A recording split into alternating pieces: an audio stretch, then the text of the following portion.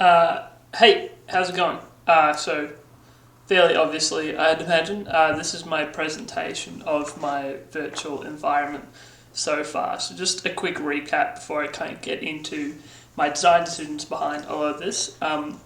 My key focus with this environment is to try and, not in a hyper realistic way, but in what I feel is an accurate way, capture what it feels like to be within a dream, and the kind of the strangeness and the whimsicality and the foreignness that comes with that, and that kind of presents itself in a few ways. Kind of before I start talking about the environment itself, I think I'd just talk about the UI element in the top right.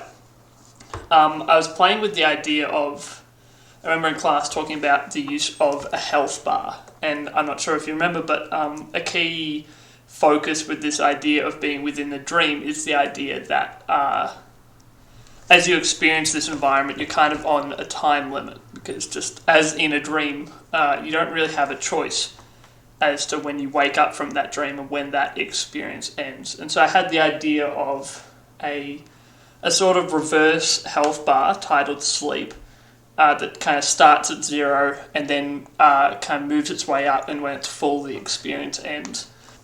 So talking about this kind of first room that you enter into, as this is kind of meant to be representative of kind of like a schoolyard, I thought it would be a good place to start off is what resembles a schoolroom.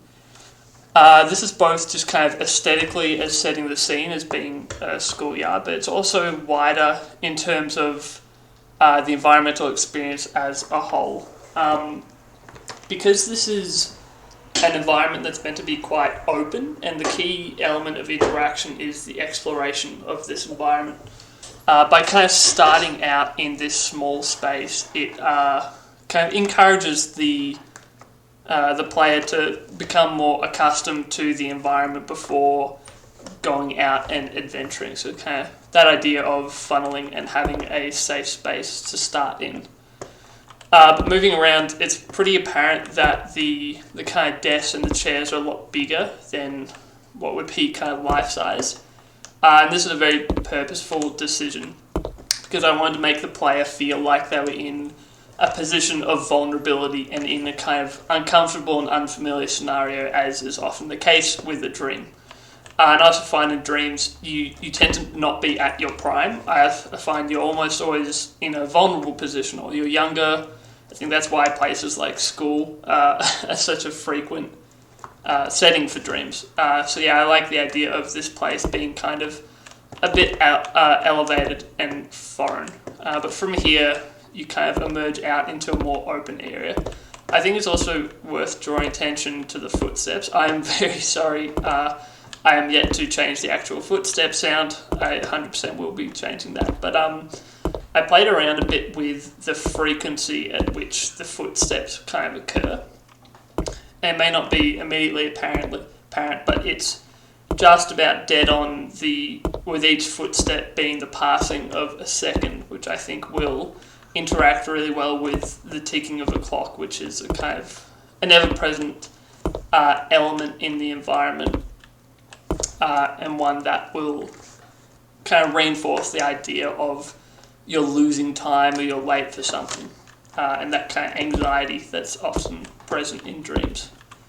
Talking about colour palette, I really wanted to go for something that was quite whimsical, while keeping to what is like the quote-unquote natural environment that I imagine in my dream, and that's present in schools. And so that's the idea behind this kind of brickwork pattern, both on the walls and on the floor, of it being quite almost a natural material for buildings and the like, but in a colour palette that is completely out of this world.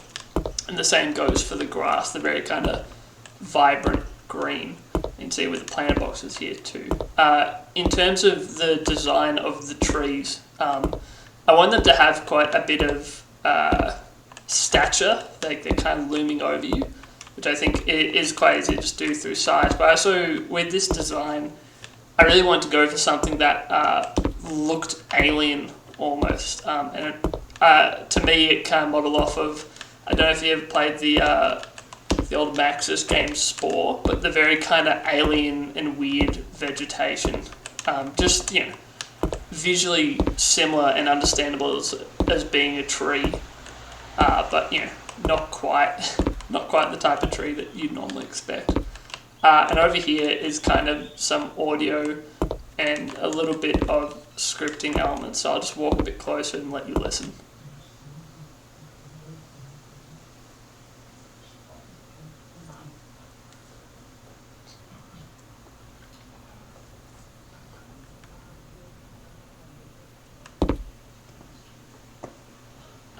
So I think within dreams, you often feel like you're an outsider and you're being judged or watched. I don't know if you have ever kind of shared that experience, but linking that in with schools, I kind of like the idea of in this area you can hear that there's someone back here, or like two people back here, gossiping about someone who you might assume to be you.